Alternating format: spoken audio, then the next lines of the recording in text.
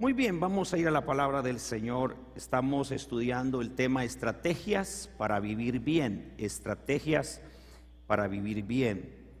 Y en los últimos días nos hemos encontrado en un tremendo desafío, los creyentes, los discípulos del Señor, en cuanto a un desafío bien complejo, ¿no? Ya que tenemos al Estado, las instituciones del Estado, involucrados mucho en, si se puede decir así, en fomentar lo adverso a la palabra. Hace unos domingos atrás, un pastor juvenil de Tegucigalpa estuvo compartiendo con nosotros y él trabaja para el gobierno en algo sobre proyectos sociales, y decía: todas las instituciones de apoyo extranjero para Honduras han donado dineros, pero solo pueden ser ocupados en todo tipo de programa que tiene que ver con el LGTBI. Los dineros solo pueden ser ocupados para todo tipo de proyecto que abone y que fomente estos programas de ideología de género. Entonces nos vemos prácticamente la Iglesia de Cristo en una confrontación con el Estado, porque obviamente no podemos nosotros aplaudir, ni tampoco queremos nosotros hacer mayor publicidad a algo que ya suficiente publicidad tiene. Pero sí tenemos que pensarnos cuál va a ser nuestro rol. Recientemente estaban invitando a los pastores para que fuéramos y desfiláramos y que pues nos propusiéramos con pancartas, estar oponiéndonos a todo esto. Y yo en mi corazón le decía al Señor: dime qué vamos a hacer como iglesia. Porque no hay que ir donde va Vicente, donde va toda la gente. Hay que pensar, ¿es eso lo que Dios está pidiéndonos que nosotros ejerzamos desde nuestra trinchera, desde nuestro altar, desde nuestra iglesia? ¿Vamos a hacer eso realmente? Y el Señor ha estado trabajando conmigo. En el mes de noviembre estaremos varios pastores desde esta plataforma dando instrucciones precisas de qué proceder vamos a tener como familia y como iglesia. Pero yo quiero hoy tomar este tema y apoyar en lo que usted ya está haciendo bien, y en aquellas cosas que probablemente no lo está haciendo, pegarle un jaloncito de orejas o un jaloncito a la cuerda, ¿verdad? Y decir: hermano, no suelte esto. Yo quiero insistir en esta premisa: la educación de sus hijos es su responsabilidad, no del Estado. Una vez más, la educación de sus hijos, la formación de sus hijos, la obligación no es del Estado, es suya. Mucho menos de la iglesia. La iglesia apoyará, obviamente, en todo lo espiritual, en los recursos que tengamos de la palabra para llevar a fomentar y apoyar lo que usted está haciendo. Pero sí debo enfatizar esto, hermano, que no le deje a nadie la obligación que le compete a usted.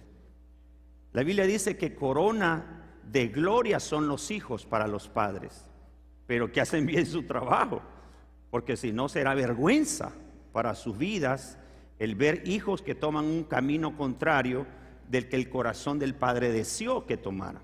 Entonces yo quiero que ahora hablemos ya de un tema que hemos estado en muchos días trabajando sobre las estrategias para vivir bien, y hoy basado en Josué capítulo 24 versículo 14 y 15.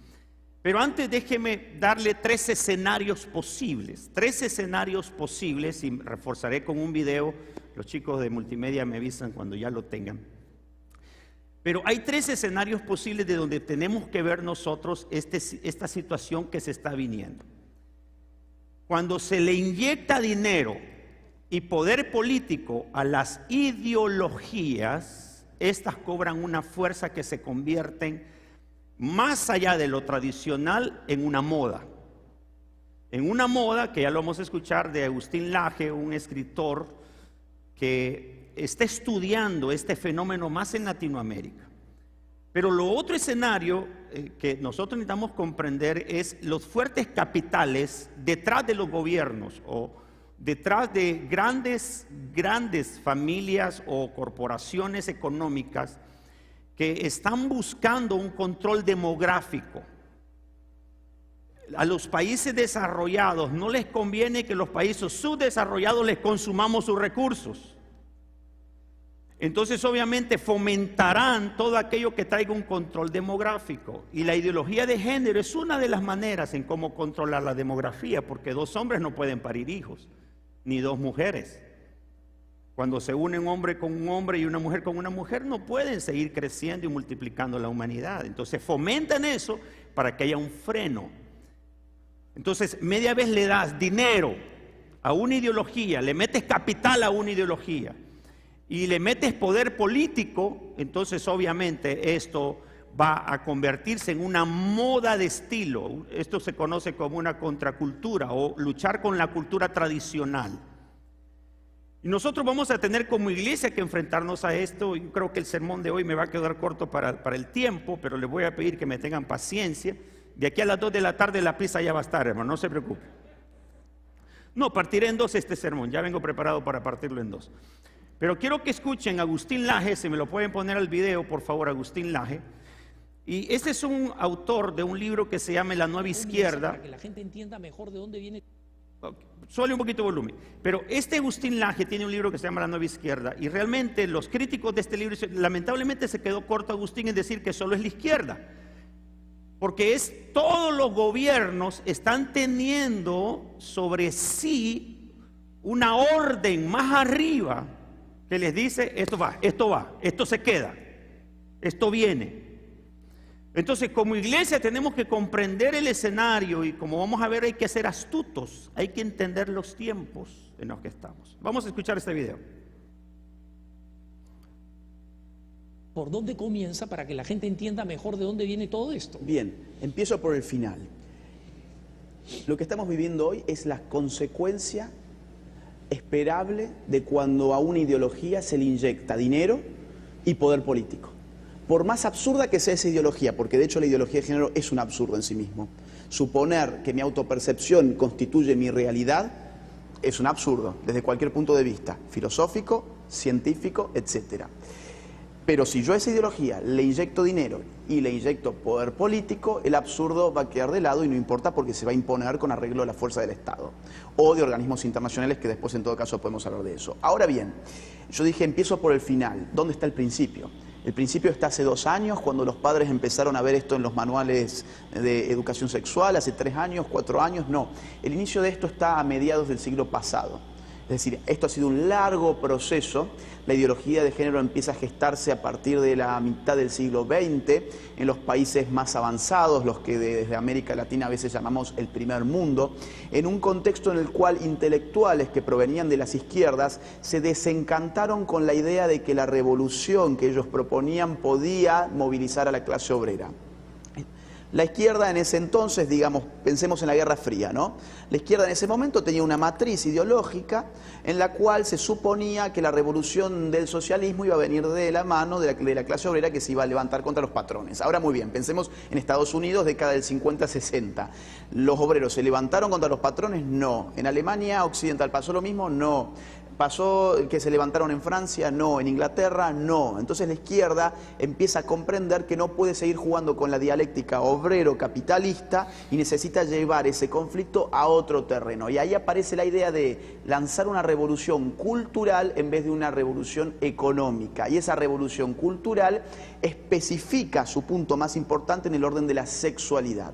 Es por eso que desde el vamos no podemos encontrar ideólogos de género que no participen de ideas inclinadas hacia las izquierdas. Sus intelectuales vienen de ese arco político, guste o no guste. Desde otro punto de vista, sin embargo, en ese mismo momento, un conjunto de gente con mucho poder económico en el mundo empieza a entender que estas ideologías pueden ser, funcionales a intereses vinculados con políticas demográficas de natalidad. Aquí, por ejemplo, podemos mencionar la creación de la IPPF en el año 1952 a instancias... International Planned Parenthood, o sea, paternidad planificada. La versión internacional de la Planned Parenthood que se había creado años antes en los Estados Unidos, a instancias de Margaret Sanger, y que fue impulsada como matriz internacional por David Rockefeller III, con sus dineros. Luego de eso aparecerá el Consejo de Población con dineros de David Rockefeller. Aparecerá el informe Kissinger en el año 74, un año antes la legalización del aborto aborto en los Estados Unidos, y toda una vorágine de género que empieza a mostrarse funcional para ideas que ya no necesariamente son de izquierda, sino son, digamos, tecnocráticas, en cuanto a que más población es más riesgo para los países ricos. Con un componente relativamente racista, porque por ejemplo varios de los informes que tú mencionas básicamente piden aplicar masivas políticas de control natal en los países del tercer mundo, América Latina, África, etcétera, ¿no? Esto empezó de hecho con una matriz eugenésica. A ver, Margaret Sanger formaba parte de ligas eugenésicas, la gente que ocupaba los puestos de poder de las fundaciones de los Rockefeller era gente vinculada con el movimiento eugenésico mundial, era gente que concebía el aborto no como el derecho de la mujer a disponer de su cuerpo, como se dice hoy en día, sino que se lo concebía como una forma de mejorar la genética humana. Hay una frase célebre en el caso de Margaret Sanger, una de las feministas más importantes de los Estados Unidos, que es más hijos para los aptos, menos hijos para los ineptos, y los ineptos si a veces ustedes se fijaron, ejemplo, la gente... hay dos entonces escenarios sobre lo cual se está dando esto. El gráfico, que es lo que se está tratando de mermar, que ya no crezcamos más, ¿verdad? Y lo otro es las ideologías que de alguna manera permiten traer capacidad de votos a los movimientos que hoy se están hablando como progresistas. Pero hay un tercero que no tenemos que descuidar, bíblico. Es la implantación del gobierno del anticristo. La Biblia dice que el anticristo será un hombre que no gustará de mujer. Daniel, capítulo 8. Cuando dice esto, nos estamos entonces refiriendo a que va a haber un movimiento muy fuerte, lo que hoy se conoce como LGTB, y hoy es QI positivo, como quien dice, vamos para adelante. La L de lésbico o de lesbiana, G de gay, T de transexual y B de bisexual. Entonces, este movimiento, estas ideologías que están viniendo, y me preocupa mucho que no nos estemos nosotros informando, o sea, que no nos informamos, es lo que está haciendo que nuestros niños, nuestros jóvenes hoy, estén bajo la lupa de a quién alcanzar. Estos movimientos, la lupa de a quién alcanzar. Ustedes y yo ya estamos formados, hermano. Que uno de ustedes de 60 años diga, ay, me gusta del otro lado, es.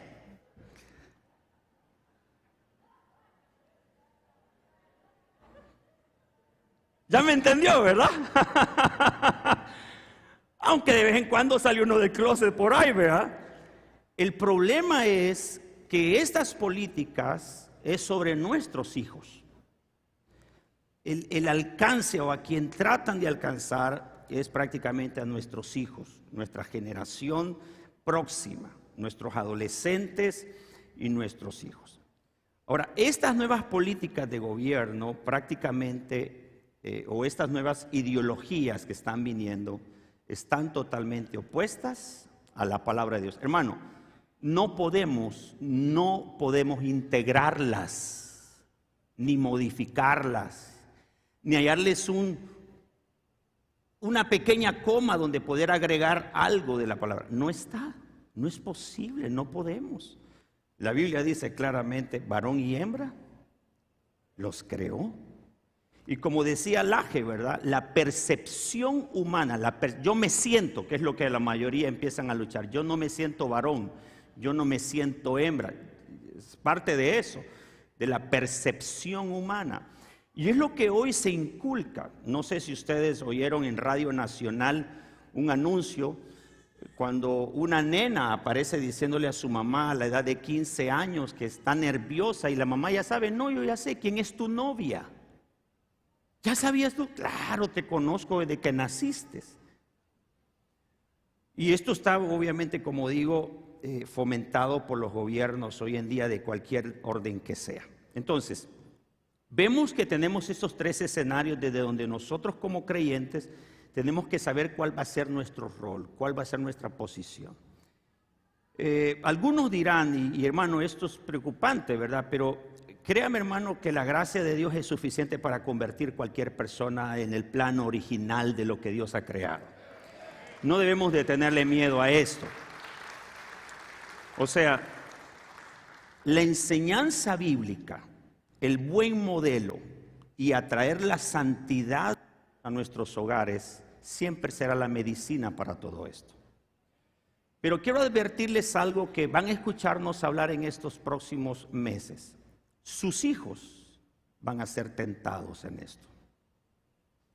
Sus adolescentes y sus niños, de tanto bombardeo comercial, de tanto bombardeo en las redes sociales, voy a dedicar un tiempo para esto, pero de tanto bombardeo, sus hijos van a empezar a decir: mamá, el varoncito, no me siento varón, porque tanto se le está inyectando a través de los medios, las redes sociales, la presión de grupo. Antes la presión para usted fue el alcohol, fue tal vez el cigarro, la marihuana, aunque todavía algunos todavía se les nota que andan con la cabeza girando. Esas fueron sus batallas. Entonces, ahora a sus hijos agréguele esta percepción equivocada de su identidad. Y esto va a convertirse, obviamente, en algo con lo cual en la familia tendremos que lidiar. Que llegue un hijo, un varoncito suyo a su casa, con un arito, con un caminado raro, de repente. O bueno, con pulseras, con el color los colores del arco iris, que es la simbología para los LGTBI. Y tú preguntas: ¿y eso qué es? No, papá, yo estoy abanderando esta lucha social. Entonces todos tenemos que comprender que esto ya estamos hablando de otro plano espiritual. Sus hijos, nuestros hijos, mis hijos, tus hijos, van a estar siendo atraídos, seducidos. Entonces, si tenemos vacío de educación, si tenemos vacíos, los cuales en este tiempo es muy fácil caer en esa trampa. Estamos trabajando 12, 13, 14 horas diarias y tus hijos, ¿quién nos está forjando? Pensamos que las escuelas tienen valores, pero las escuelas prácticamente en mucho plano están también abrazando este tipo de campaña, pensando en la inclusión. Por cierto, ahora sí se llama el nuevo tema o título que tiene nuestro Ministerio de Educación o la Secretaría de Educación, Secretaría de Inclusión y Educación. Entonces, estamos ante esta batalla, pero el Señor dijo: confiad, yo ya vencí el mundo. Palabras textuales de nuestro Señor Jesucristo: pero confiad, yo ya vencí al mundo. Entonces, en base a eso, yo quiero que usted y yo nos formulemos una tesis bíblica. Usted diga: en mi casa ya se decidió a quién vamos a servir. ¿Cuántos ya decidieron en su casa a quién le van a servir? ¿Okay?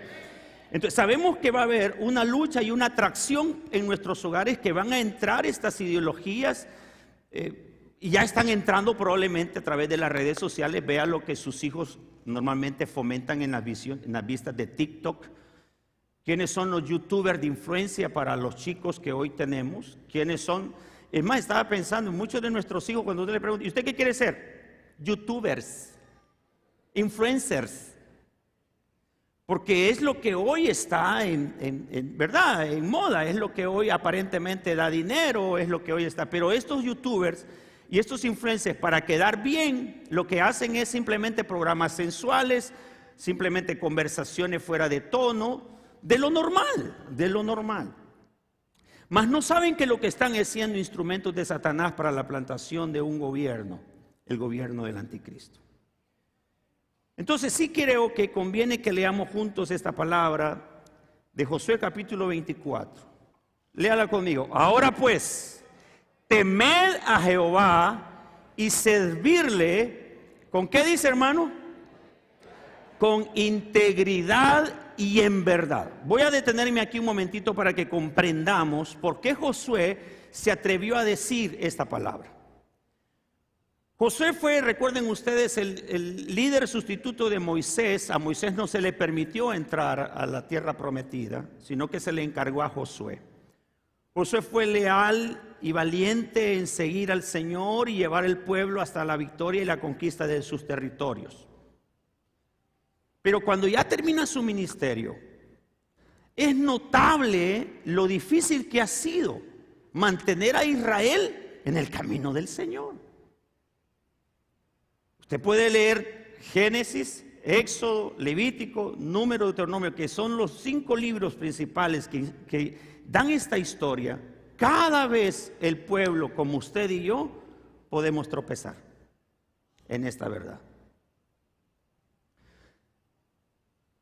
Para nosotros hoy, probablemente la batalla puede ser el afán por el dinero, el completar una planilla, el completar un presupuesto de casa. Puede ser nuestra batalla. Pero para Israel su batalla eran los dioses, los ídolos. Querían ser como los demás pueblos que tenían fiestas paganas, y el Señor les llevaba a más bien fiestas espirituales. Y muchos de ellos, obviamente, obedeciendo más su carne, obedeciendo más el placer, dejaban de servir a Dios para servir a todo lo que conllevaba el culto idolátrico, orgías sexuales, comidonas, seguido por la glotonería, ¿no? Habían fiestas, música, deleite. Y el Señor no dio ese tipo de mandamientos de la forma de divertirse o la forma de vivir. Entonces el pueblo siempre batalló en eso, y como va a ser su lucha, tal vez usted no va a levantar un altar al Dios Mamón en su casa, que es el Dios dinero. Pero con la búsqueda de esas 12, 13, 14 horas, usted está sacrificando y entregando sus hijos. Porque no le miran, porque no platica con ellos, porque probablemente no está para ellos. No hay conversaciones profundas. No hay tiempo para comer juntos en la mesa. El domingo, que es el único día que a veces todos tienen para sus hijos, lo que hacen es tomar el teléfono y mientras están comiendo siempre están viendo el teléfono. Y es lo que todos batallamos con eso, porque estamos también en este mismo mundo. Pero aquí hay una indicación clara cuando Josué enfrenta esta verdad, y pareciera proféticamente estar viendo, ya lo vamos a ver, el cumplimiento de lo que Josué vio. Y estoy viendo que van a tener una batalla en que si todos los días no escogen y no determinan por compromiso servir a Dios, van a terminar sirviendo a otros dioses.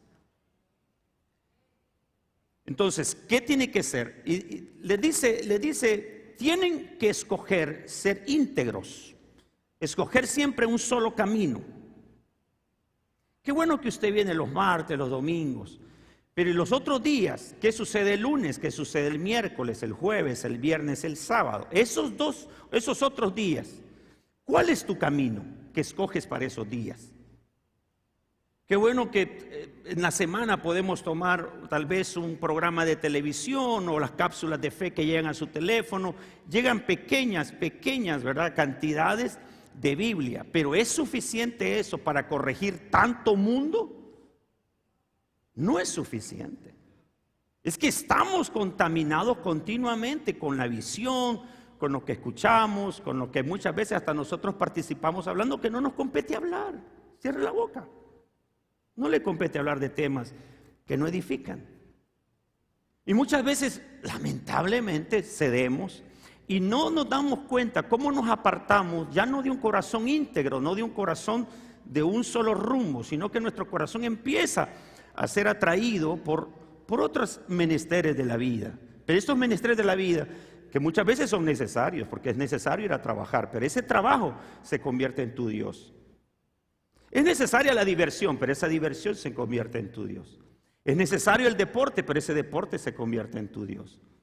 Y es lo que le estaba diciendo prácticamente a Israel. Si ustedes no se deciden por Dios, entonces los dioses que vuestros padres los hicieron quedarse en el desierto, muertos en el desierto, y no entrar a la tierra prometida, esos mismos los llevarán a ustedes. Esa es la palabra profética que les estaba dando Josué.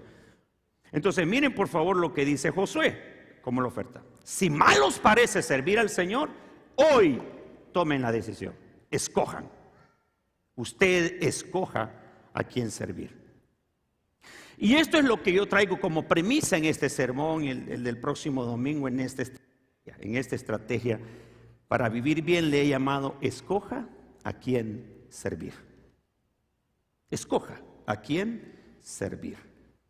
De todo lo que yo hago en la vida, de todo lo que yo tengo que cumplir, mis compromisos, ser esposo, ser papá, ser pastor, ser maestro, ser empresario, todo lo que hago como hombre, ¿a quién lo dedico? ¿Para quién es todo ese esfuerzo? Puedo levantar, obviamente, un yo, un ego, y ese va a ser mi Dios. Puedo levantar probablemente un imperio aquí en la tierra, un apellido, una marca, y eso podría ser mi Dios. O puedo decir, glorifícate en todo lo que yo hago, porque tú eres la razón de mi vida, Señor. Que mi respirar, mi actuar, mi caminar, lleve como objetivo eso, engrandecerte por sobre todas las cosas. Entonces, vemos en un Josué una preocupación, porque el pueblo sepa elegir bien todos los días a quién está sirviendo y a quién va a servir. Porque esta va a ser nuestra tentación, como lo va a ser para sus hijos, hoy en día, una tentación de a quién obedecer. Si a sus instintos desbocados o a su percepción de tanto bombardeo, o ellos van a decir, como papá y mamá me han enseñado, Dios me hizo lo que soy, no lo que percibo ser. Estoy claro en lo que Dios me ha dicho que soy, tengo claro un propósito de Dios para mí. Entonces, la premisa para que sus hijos puedan escoger bien, puedan trabajar en el sentido de lo que el propósito de Dios ha buscado para sus vidas es, yo escojo servir a Dios. Yo escojo servir a Dios. Ahora, Jueces capítulo 2, versículo 10. Jueces capítulo 2, versículo 10. Termina Josué su discurso, pasan algunos años, dice la Biblia que murió Josué y murieron todos los ancianos y toda la generación que estaba viva cuando Josué hizo este compromiso. Murió esa generación y dice, y toda aquella generación también fue reunida a sus padres. ¿Pero qué pasó? Y se levantó después de ellos otra generación. ¿Cuál fue el problema? No conocían a Jehová. ¿Cómo es esto? ¿Cómo es esto? Si fui la generación que vi a Dios obrar, moverse con poder y autoridad, ¿qué pasó con la siguiente generación? ¿Qué pasó con los chicos que hoy pasaron aquí al frente? Que son tu generación siguiente, son los que el pastor decía proféticamente, aquí están nuestros pastores, aquí están los misioneros, aquí están los ingenieros, los doctores, diputados. Si el Señor no ha venido, de estos que pasaron hoy aquí, el Señor se glorificará. Pero ¿y el que no va a cumplir, qué pasó? Y ese es el punto. Como padres tenemos una responsabilidad que al escoger a quién servir, tenemos que guiar a nuestros hijos a también escoger a quién servir. No puedes decir, bueno, hay que ver cuando sea grande que escoja, porque te van a deshonrar, porque no te van a llenar de orgullo, no te van a llenar de satisfacción en la vida. Cuando les dejas, ¿verdad?, ese libre albedrío que sabemos que Dios nos ha dejado, sin dirección, sin instrucción. Yo recuerdo tan fuertemente, hermano, el día que mi padre me llevó al penal. Él iba a predicar al penal y pidió permiso para llevarme. Es el penal más grande del país, se llama Mariona y le decimos Miami, el penal de Miami. Y en ese lugar me agarró de la mano y me dijo, viéndome a los ojos, me dijo, David, nunca vayas a permitirme venir a este lugar. Nunca. No me vayas a avergonzar de esta manera. Pensando en cuánto padre entraba a ese lugar a ver a sus hijos, obviamente entiendo el hecho de que tú tengas un hijo que tal vez pudo haberse cambiado de dirección, y entiendo el dolor que eso trae, y confío en que Dios puede hacer la obra llevando a ese hijo la corrección. Pero entiendo el dolor que tenía mi papá de ir a predicarle a un montón de muchachos que tal vez le decían, pastor, ore por mí, siento un gran dolor y una gran culpa por estar aquí. Mi papá y mamá no me vienen a ver. Están avergonzados por lo que yo hice. Entonces, creo, hermanos, que necesitamos hoy en esta temporada poder decir, mi casa y yo, una vez más, mi casa y yo Tal vez es un estribillo que usted lo ha oído tanto, pero funciona. Hermano, le voy a decir de nuevo, funciona. Mi casa y yo serviremos a Jehová. Entonces, yo quiero ayudarle al menos esta mañana comenzando con 4 animales para que usted le ayude a sus hijos a través de la naturaleza a entender y llevarlos a la comprensión de lo que la vida les tiene que enseñar, pero ellos ser guiados y dirigidos por la palabra del Señor. El Señor ponía de esta manera que usted puede tomar un tiempo, y cualquiera sea la edad de sus hijos, pero a los niños les encanta mucho la naturaleza, les encanta mucho la naturaleza. Por lo tanto, usted puede hablar con sus hijos de estos temas usando estas figuras, que por cierto voy a sacarlo de la Biblia. O sea, no voy a hablar solo de los animales solo por hablar, no, voy a hablar de la Biblia. Quiero comenzar primero por el águila. Por el águila. ¿Cómo educa el águila a sus hijos? ¿Cómo educa el águila a sus hijos? Es un animal majestuoso, tremendo, precioso. Hay mucha historia que aprender de ello. Job capítulo 39 nos ayuda a entenderlo. Se remonta el águila por tu mandamiento y pone en alto su nido. Ella habita y mora en la peña, en la cumbre del peñasco y de la roca. Mire qué interesante. El águila sabe que necesita fomentar en sus polluelos este espíritu, que todos lo sabemos. A mí me da miedo las alturas, hermano. A mí me da miedo, pánico las alturas. Más hoy con la rodilla toda torcida, más miedo me da tirarme de lo alto. Pero dice que el águila sabe que para que el instinto que tiene por dentro se desarrolle, las águilas se despiertan viendo en los precipicios. Se tienen que acostumbrar a ver el riesgo. Se tienen que acostumbrar a ver lo difícil, porque dice que suben a las montañas, allá en los peñascos, allá en las rocas, clavan su vida. ¿Cuántos han puesto su familia en la roca que es Cristo? De veras dice amén, porque lo ha hecho, hermano. Ha puesto su fe en Cristo Jesús, la roca inconmovible por los siglos de los siglos. Aleluya. Creo que cuando el águila dice, voy a hacer que mis polluelos, ¿verdad?, vean el riesgo de la vida con naturaleza, no con miedo. Yo creo que a todos nos está costando hoy, ¿verdad?, en este tiempo, en esta recesión económica que estamos viviendo, y se nota, hay una recesión económica. Entonces a todos nos está costando, pero ¿cuántos de ustedes le imprimen fe todos los días cuando se levantan? El Señor se va a glorificar hoy en mi día. Acostumbraba cuando mis hijos estaban estudiando aquí, que vivíamos aquí en el Sauce, todos los días, al subirnos todos al auto, ellos tenían por responsabilidad que orar en sus cuartos al levantarse, pero en el carro, cuando veníamos para acá, veníamos orando. Entonces, acostumbrábamos esos 3-5 minutos, que a veces me tomaba ir o por el lado de atrás del Sauce y encontrarme con la fila de todos los que iban entrando a la Inter. Pero eso, yo prefería tener esa gran cola porque más tiempo para orar. La meta era orar hasta que llegábamos al templo. Y el principio de esa oración es: ayúdanos hoy a ser diferentes que ayer.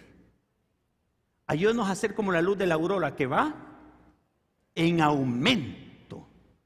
Permítenos ver que somos llamados para el progreso. Somos llamados para la excelencia. Somos llamados para hacer luz en medio de las tinieblas. Yo no sé cuántos de ustedes le están imprimiendo más miedo a sus hijos hoy en día que esperanzas en este tiempo en que vivimos. Mientras más miedo le incrementes a tus hijos, más expuestos estarán a estos peligros a los que hoy enfrentan en lo espiritual. Pero mientras más oras y les hables del Dios que los creó, que los ha formado, desde que estabas en el vientre, el Señor te conoce, te puso nombre, ha puesto un propósito para ti y serás lo que Él ha decidido que seas. va a plantar en tu corazón un propósito que será más fuerte que los miedos o toda lucha o toda batalla que enfrentarás. Y por eso me encanta pensar en esto, ¿no? En que tenemos que ser a nuestros hijos valientes, hermano. Usted dígale, yo no parí un cobarde. Si ahorita estamos vivos para dar muestra del poder de Dios sobre nuestras vidas. Y por eso quiero invitarle, por favor, hermano, yo no sé cómo le habla a sus hijos sobre lo que estamos pasando, lo que estamos viviendo. Pero si algo necesita es, súbase sobre la roca. Ponga a su familia en alto. Sitúe su familia en el lugar donde le corresponde. Usted es un hijo de Dios, una hija de Dios y una familia del Señor. No entierre la cabeza como el avestruz. No le enseñe a sus hijos a enterrar la cabeza. No le enseñe a sus hijos a atemorizarse por lo que está pasando. Enséñele a sus hijos a sobreponerse sobre las circunstancias y los problemas de la vida. Entonces, cuando le enseñamos a nuestras familias, a nuestros hijos que estamos situados sobre la roca, les enseñamos también que nuestra vida es diferente a la que se vive en el mundo. Tenemos no que ir detrás de la filosofía del mundo, de las ideologías del mundo. Estamos detrás de una regla y un manual que es superior a todo esto. Es lo que dice la palabra de Dios, lo que fomenta, lo que nuestro corazón anhela y desea. Está escrito, está dado por el Señor en esta palabra. Entonces nos tenemos que posicionar allí, en ese lugar. Lo segundo que quiero hacer notar, el siguiente versículo: desde ahí acecha la presa, sus ojos observan muy de lejos. Cuando el águila, obviamente los que le han estudiado, han descubierto que Dios diseñó al águila para que desde las alturas pueda ver la presa. Tiene una visión dada por Dios. Su instinto es tener claridad sobre lo que quiere. A mí me impresiona ver un águila que se baja a un río y agarra una trucha y se levanta con un pescado. O que en pleno vuelo, hermano, agarra un cervatillo y lo levanta como su presa. Es impresionante cómo usan la sombra que les puede provocar el sol. Qué estratégico esto. Y es lo que necesitamos. Diga conmigo, visión. Usted necesita tener la capacidad y darle de Dios, ¿verdad?, una visión a sus hijos. ¿Qué le dice a sus hijos sobre el futuro? ¿Qué le imprime a sus hijos sobre el futuro? ¿Qué le habla usted a sus hijos sobre cómo se deben de ver en este tiempo? ¿Por la percepción emocional o por lo que dice la palabra que son? Recuerde que esta ideología de género está basada en la percepción personal, no en su identidad personal. La Biblia dice que somos creados a imagen y semejanza de Dios. Los pastores Conradi van a estar en el primer domingo de noviembre hablándonos de esto, la importancia de la imagen divina en nosotros. ¿Por qué es tan importante fomentar que nosotros desarrollemos una claridad sobre la imagen divina, una visión clara? Ahorita tal vez tú no te miras siendo lo que quieres ser, Tal vez no miras a tus hijos con la excelencia que pides o quieres que sean. Pero si no desarrollas una visión de verlos, hablarles como tal, nunca lo verás ahí, posicionados en ese lugar. Pero si Dios dice que sí, Él nos mira de esa manera. Dice que nos llama santos sin serlo. Nos dice que somos bendecidos por Él. Entonces, cuando veo con claridad, ¿verdad?, lo que hace el Señor por mí, es implantarme una visión futura. Y Él mismo dice, planes de bien tengo para vosotros. ¿Cuántos toman los planes de bien para sus vidas? Yo agarro el plan de Dios para mi vida. Lo que está planeando el enemigo es destruirte. Dice, los planes que tiene Satanás es matar, robar y destruir. Entonces tenemos que plantar en el corazón de nuestros hijos: Dios tiene un plan de bendición para tu vida. Dios quiere que seas mucho mejor. Tiene planes de bien en lo profesional, en lo emocional, en lo financiero, en lo espiritual. Hay algo sobrenatural que Dios quiere desarrollar en el corazón de nuestros hijos. ¿Y quiénes lo vamos a plantar? Los papás, a través de una visión. ¿Qué es lo que estoy viendo? ¿Qué es lo que doy a alimentar? ¿Qué es lo que permito? Y por eso es bien importante. Yo no sé cuántos de nosotros ya perdimos el control de nuestros hijos, pero es necesario alcanzarlo, desarrollarlo. El saber que necesitamos ayudarlos, guiarlos, fomentar una dirección estratégica hacia un buen vivir. Entonces, noten ustedes, hermano, que lo que hace el águila está basado en lo que construye su nido. No sé cuántos de ustedes han visto, pero la base primaria con la que construye el nido un águila son espinas. Son espinos arqueados en forma de nido. Espinas, son espinas. Luego lo rellena con hojas o cosas que encuentra en la naturaleza que le forjan un poco de comodidad a su nido. Y ahí cría sus polluelos. En esos grandes precipicios, en esas alturas, ahí el águila coloca a su familia. Pero escuchen esto: cuando ya sus hijos tienen edad para volar, le quita todo lo cómodo y deja las espinas. Le saca todo lo que propiciaba tranquilidad, y entonces las aguilitas empiezan a sentirse incómodas, porque el nido para ellas ya no es cómodo. Necesitan volar e ir a cazar con la mamá o con el papá. Y aquí, hermano, hay una lección interesante, muy interesante. Porque ¿cuántos de nosotros estamos instruyendo, dice la Biblia, en el Señor a nuestros hijos? Instruye en el Señor a sus hijos. Y es cuál es nuestra manera en la que estamos llevando a nuestros hijos a encontrarse con el Señor, y también ellos ser parte de la iglesia que el Señor va a levantar. ¿Cómo estoy instruyendo a mis hijos para que en el camino ellos sepan escoger y ser responsable de sus decisiones, para que cuando vuelen realmente alcen buen vuelo y les vaya bien? Entonces, nuestra familia no siempre va a ser cómoda cuando usted da un regaño, no siempre va a ser cómodo cuando imprima disciplina. Ay, es que yo no quiero desacomodar a mis hijos. ¿Cómo que no lo vas a desacomodar? Tenés que decirles la palabra. Yo le decía hoy en la escuela dominical, no siempre la palabra es, o sea, dice la Biblia que es cortante, no siempre cuando se corta algo va a ser cómodo. Podar duele. Cuesta, ¿verdad?, ser riguroso. Pero ¿cuántos de nosotros estamos fallando en poner la palabra de Dios en el corazón de nuestros hijos y diciéndoles: esta palabra es la única que va a corregir? Y lo tenemos que hacer a tiempo y fuera de tiempo, estando en casa o cuando vamos de camino.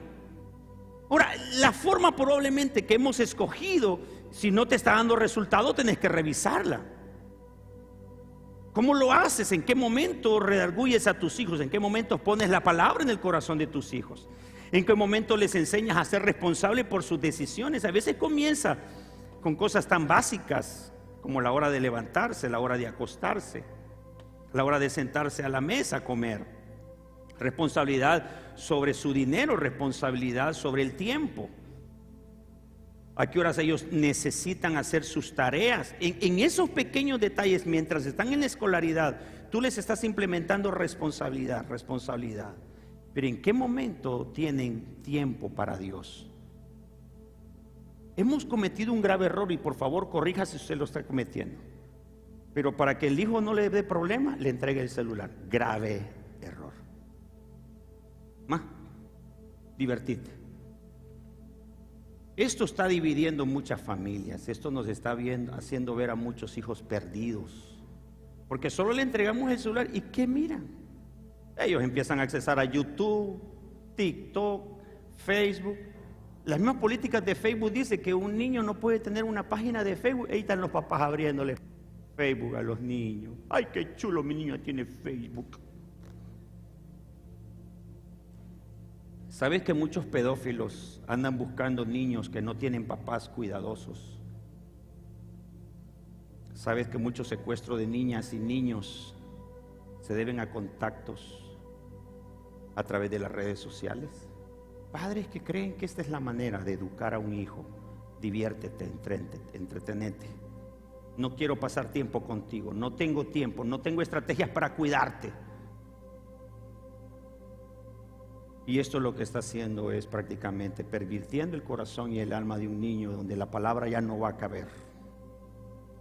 Pero cuando le pides a tus hijos como tarea, por ejemplo, te toca este mes leer tal libro de la Biblia, te toca este día leer Proverbios tal.